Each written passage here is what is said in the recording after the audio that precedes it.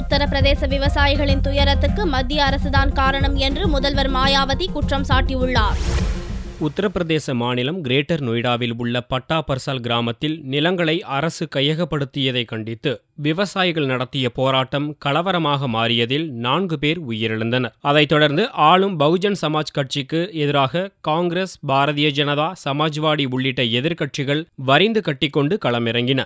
நிலங்களை தர மறுத்து போராட்டத்தில் ஈடுபட்ட பல விவசாயிகளை போலீசார் துன்புறுத்தி கொலை செய்ததாகவும் பெண்களை கற்பழித்ததாகவும் காங்கிரஸ் பொதுச் செயலாளர் ராகுல் குற்றம் சாட்டினார். இதைத் தொடர்ந்து இந்த விவகாரத்தில் நீதி விசாரணை நடத்தப்பட வேண்டும் என்று கோரிக்கைகள் வலுத்து வருகின்றன.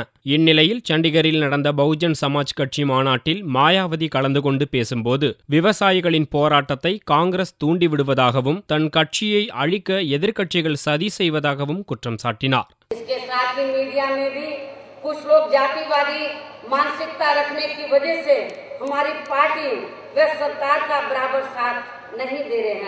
ऐसी स्थिति में अब आप लोग ये बात अच्छी तरह से समझ सकते हैं कि विरोधी पार्टियों के लोग मुझे व हमारी पार्टी तथा सरकार को किस प्रकार से चारों तरफ से घेरने की कोशिश में लगे हुए हैं.